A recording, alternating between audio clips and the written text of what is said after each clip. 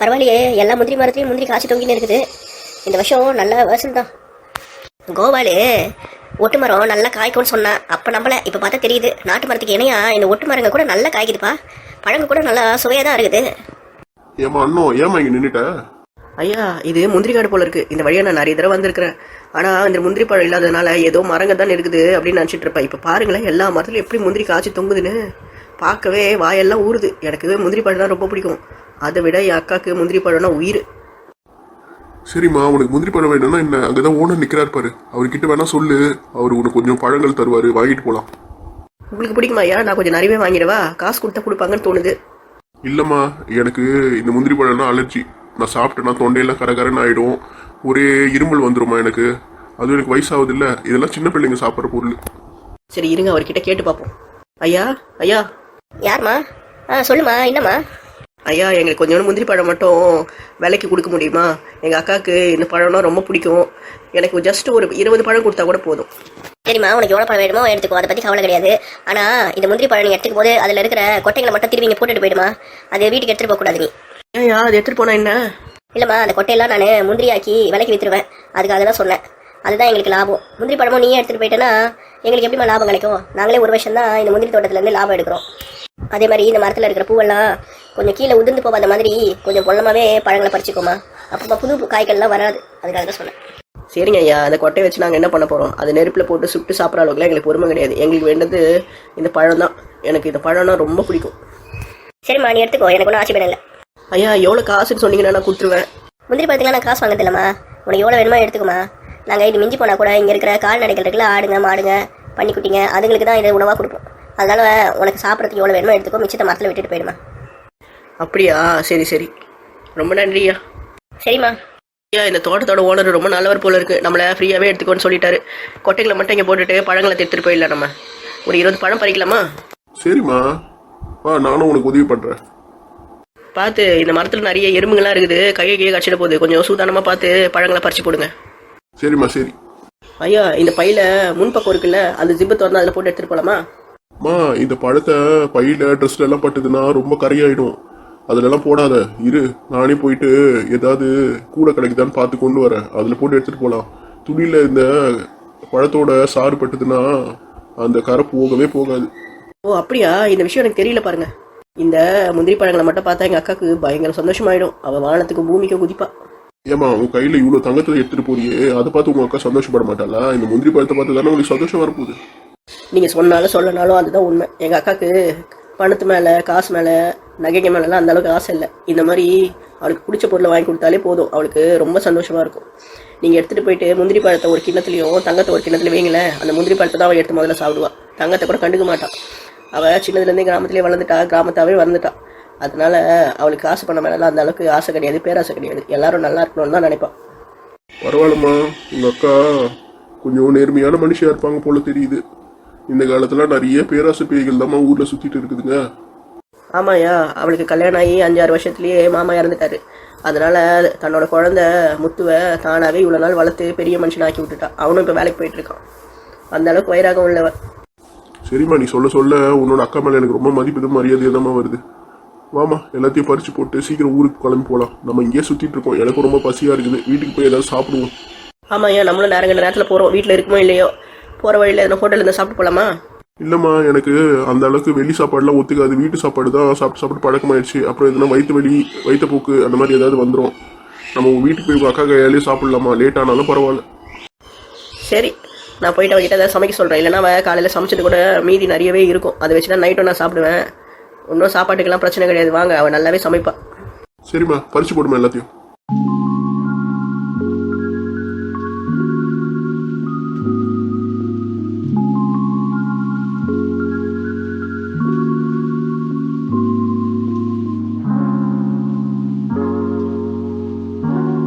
தங்கம், நீ வள்ளியம்மாக்கு உறவுகார பொண்ணாமா? இல்லை பெரியம்மா, என் குடும்பமும் வள்ளியம்மா குடும்பமும் சின்னதுலேருந்தே ரொம்ப நண்பர்களாக பழகினவங்க. பக்கத்து வீடுனால எங்களுக்கு பழக்கம், மற்றபடி எங்களுக்கு உறவெல்லாம் எதுவும் கிடையாது. ஆனால் வெளியேருந்து பார்க்குறவங்களுக்கு நீங்கள் என்னவோ ஒரே ஃபேமிலியில் இருக்கிறவங்க மாதிரி தான் தெரியும். அந்தளவுக்கு அன்னோனியமாக இருக்கிறீங்க. சரி பாட்டி, எங்கேருந்து இந்த நெல்லிக்காயெல்லாம் கொண்டு வந்தீங்க? இவ்வளோ நெல்லிக்காய் வச்சுருக்கீங்க. இது சாப்பிட்டா சளி பிடிக்காதா உங்களுக்கு? இது விட்டமின் சி நிறைந்த பழம். இது கிடைக்கிறதுலாம் எங்கள் ஊரில் ரொம்ப ரொம்ப கஷ்டம். எப்பயாவது சீசனில் தான் வரும். இந்த சின்ன பழத்தில் எவ்வளோ சத்துக்கள் இருக்குன்னு உனக்கு தெரியுமா? அவ்வளோ விட்டமின் சி இருக்குமா இதில்? நீ 10 ஆப்பிள் சாப்பிட்றதுக்கு பதிலாக இந்த ஒரு நெல்லிக்காவை சாப்பிட்டனா அவ்வளோ பலன் வரும்னு சொல்லுவாங்க. இது சில பேருக்கு சாப்பிட்டா ஒத்துக்காது தான், சளி பிடிக்கும் தான். ஆனால் இதை சாப்பிட்ற விதத்தில் சாப்பிடணும். அப்படி சாப்பிட்டுன்னு வச்சுக்கோ, ஏன் உடம்புல இருக்க எதிர்ப்பு சக்தி எல்லாம் ஜாஸ்தி ஆகிடும். அப்படி எப்படிமா சாப்பிட்றது எனக்கு தெரியலையே. நீங்கள் எப்படி பண்ணுவீங்க அதை? இந்த நெல்லிக்காயை தேனில் நல்லா ஊற வச்சுட்டு கெட்டு போகாத மாதிரி பார்த்துக்கணும். அதுக்கப்புறம் தினமும் ஒரு நெல்லிக்காவை எடுத்து நம்ம சாப்பிட்டுட்டு வந்தோன்னா கூட உடம்புல நல்லா எதிர்ப்பு சக்தி வந்துடுமா. அப்போ நம்மளுக்கு சளியெல்லாம் பிடிக்காது. ஆனால் கெட்டு போயிடுமே. தண்ணி இனி ஏதோ படாத மாதிரி அதை நம்ம ஒரு கண்ணாடி பாட்டிலில் வச்சிருந்தோம்னு வச்சுக்கோமா, ரொம்ப வருஷத்துக்கு நல்லாவே இருக்கும். அதில் இருக்க தேனுங்கள்லாம் அந்த பழத்துக்குள்ளே இறங்கி நல்லா டேஸ்ட்டாக இருக்கும் சாப்பிட்றதுக்கு. உடம்புக்கு ரொம்ப நல்லது. கடையிலலாம் வாங்கி சாப்பிடக்கூடாதுமா. கடையில் வெறும் சக்கரை, சீனி, இன்னும் என்னென்ன பொருள் எல்லாம் சேர்க்குறாங்க. அது நல்லது இல்லை உடம்புக்கு.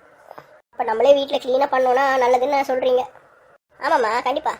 சரி, எனக்கு கொஞ்சம் உதவி பண்ணுறியா? நிறைய பழங்கள் இருக்குது, நீயும் கொஞ்சம் இதை கட் பண்ணி கொடுக்குறியாம்மா? பாட்டிமா, இதெல்லாம் நீங்கள் என்கிட்ட கேட்கணுமா? முன்னாடியே சொல்லியிருந்தீங்கன்னா நான் எல்லாத்தையும் இவ்வளோ நேரத்துக்கு கட் பண்ணி கொடுத்துட்ருப்பேன். கொஞ்ச நேரம் போய் ரூமில் படுத்து ஓய்வு எடுங்க போங்க. இல்லைம்மா, வந்ததுலேருந்து ஓய்வெடுத்து எனக்கே ரொம்ப டயர்டாக இருக்குது. நான் எங்கேயும் போகல. நம்ம 2 பேரும் சேர்ந்து இந்த நெல்லிக்காயெல்லாம் வெட்டி பீஸ் போட்டு வைக்கலாம்.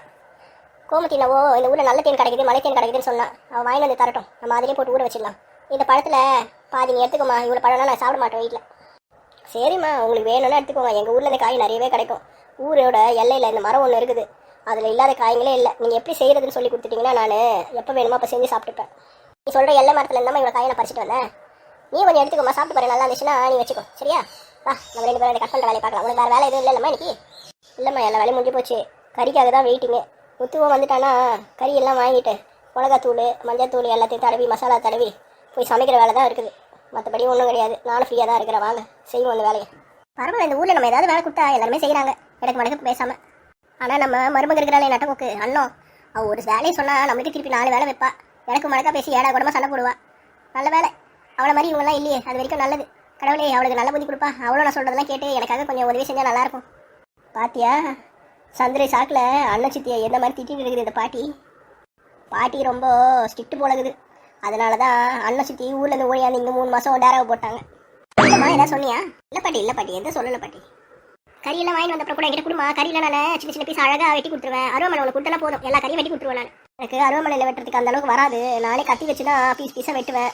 நீங்கள் அருவமனையில் கொஞ்சம் சீக்கிரமாக வெட்டி கொடுத்துருங்க. கறியெல்லாம் கழுவி கொடுத்துட்றேன். சரிங்களா? சரிம்மா, எனக்கு என்ன வேலைலாம் தெரியுமா அதெல்லாம் கொடுமா. அதெல்லாம் நல்லா பண்ணுவேம்மா நான். எனக்கு இப்போ 2 நாளாக ட்ராவல் இருந்ததுனால வீட்டு வேலை செய்யறதுனால எனக்கு போர் அடிக்குமா. யாருன்னா கொஞ்சம் வேலை கொடுத்தா உட்காந்து எடுத்து வந்து வேலை செய்யலாமான்னு இருக்குமா எனக்கு. நீங்கள் அப்படிலாம் கவலைப்படாதீங்க. எங்கள் ஊரில் நிறைய வேலை இருக்குது. என்னென்ன வேலைலாம் இருக்கோ நான் உங்ககிட்ட சொல்கிறேன். உங்கள் வேலை முடிஞ்சால் செய்யுங்க. நானும் உங்களுக்கு ஒத்தாசையாக இருக்கிறேன். உன்னை பார்த்தா என் பொண்ணு நமக்கு மட்டுமா. என் பொண்ணு கூட உன்னை மாதிரி தான் பேசுவா. ஏதாவது வேலை கொடுத்தா அவளும் செய்வா. எனக்கு கொஞ்சம் உதவி பண்ணுவாமா. நல்ல பொண்ணுமாவா. சரி, நீ என்ன படிக்கிறியாம்மா? இல்லைம்மா, நான் படிப்பு முடிச்சுட்டு வேலை தேடிட்டு இருக்கேன். வேலை தான் சரியாக அமைய மாட்டுது. சிவில் சர்வீஸு எக்ஸாம் எழுதின்னு இருக்கேன். எதுவுமே கிளியர் ஆக மாட்டேது. என்ன பண்ணணும்னு தெரியல. புக்ஸ் எல்லாம் வாங்கி வச்சு படிச்சுட்டு தான் இருக்கிறேன். சரி, அது அவ்வளோ சீக்கிரத்தில் பண்ண முடியாதுமா. ரொம்ப கஷ்டமானது. கொஞ்சம் கஷ்டப்பட்டு படித்தாதான் அதெல்லாம் கிளியர் பண்ண முடியும். படிமா. முடியாதது எதுவும் இல்லை, முயற்சி பண்ணலாம். அம்மா, முத்து வந்துட்டான் போல இருக்கு. அவன் என்ன வாங்கிட்டு வந்தான்னு போய் பார்க்கலாம். சரி, வாமா போகலாம். ஏப்பா முத்து, உனக்கு கடைக்கு போயிட்டு வரதுக்கு இவ்வளோ நேரமாப்பா? இவ்வளோ நேரம் நாங்கள் வெயிட் பண்ணிட்டு இருக்கிறது. காலையில் 10 மணிக்கு கடைக்கு போனேன். மணி இப்போ 12 ஆச்சு. அதுக்கு நான் என்னடி பண்ண முடியும்? சைக்கிள் பஞ்சர் ஆகிடுச்சு. கறி, முட்டை, சிக்கன் எல்லாம் வாங்கிட்டு வரதுக்கு இவ்வளோ நேரம் ஆச்சு. இதில் கொத்தமல்லி கருவேப்பிலை வேறு அம்மா வாங்கிட்டு வான்னு சொன்னாங்க. இதெல்லாம் சுற்றி வாங்கிட்டு வரதுக்கே நேரம் ஆகி போச்சு. முத்து, பரவாயில்லப்பா. அந்த பையன் கொடு. அம்மா அடுப்படையில் ரொம்ப நேரமாக காத்துட்ருக்காங்க.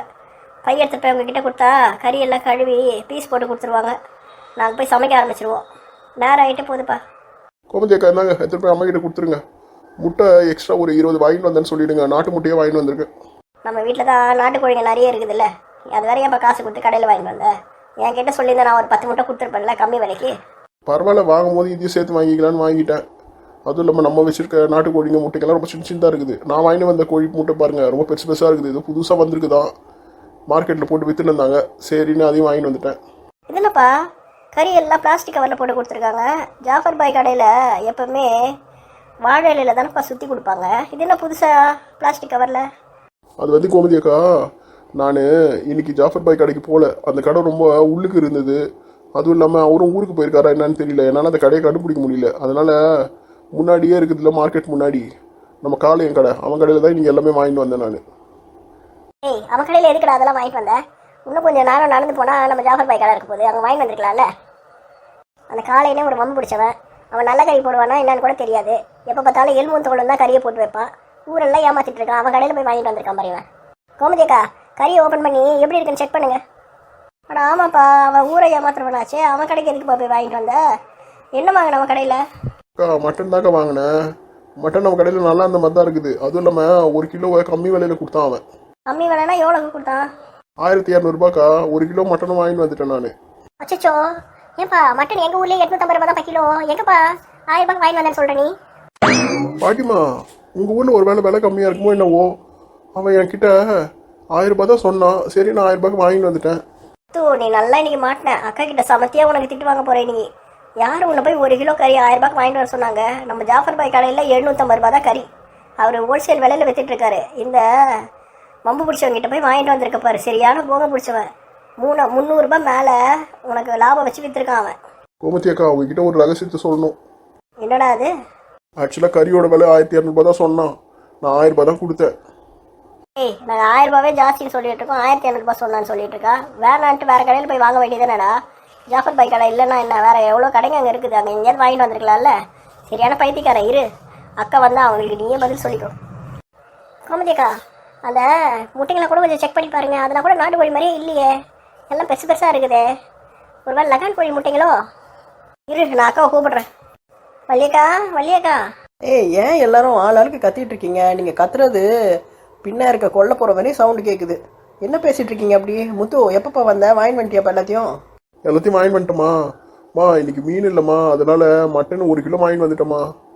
ஏண்டா, மட்டன் ரொம்ப விலை கூடயே ஆகிட்டு இருக்குதுடா.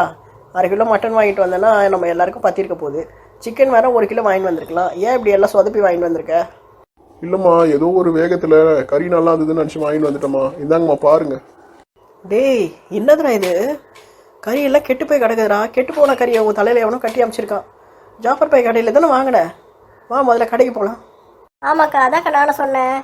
கறி ஏற்கனவே விலை ஜாஸ்தி வாங்கிட்டு வந்திருக்கான். அதுவும் இல்லாமல் கறி எல்லாம் கெட்டு போயிருக்கு, எல்லாம் சவந்து போயிருக்கு பாருங்க. இது ஏதோ 2-3 நாள் பழைய கறி எடுத்துகிட்டு வந்து முத்துக்கிட்ட ஏமாற்றி கொடுத்துட்ருக்காக்கா. நம்ம 2 பேரும் மார்க்கெட் போய் இவனை வந்திருக்கலாம். இவன் சின்ன பையனே இவனை ஏமாற்றிருக்காங்க. ஜாஃபர் பாய் அப்படிலாம் பண்ண மாட்டாரு. இவ்வளோ வருஷமாக நம்ம அங்கே தானே கறி வாங்குகிறோம். வள்ளியம்மா, அவன் எங்கே பாய் கடையில் கறி வாங்கியிருக்கான்? அவன் காலின் கடையில் போயிட்டு 1 கிலோ கறி வாங்கிட்டு வந்திருக்கான். 1 கிலோ கறி 1000 ரூபாவா? நல்லா கேளுங்க, அவனை கேட்டா என்கிட்டயே சண்டைக்கு வரான்.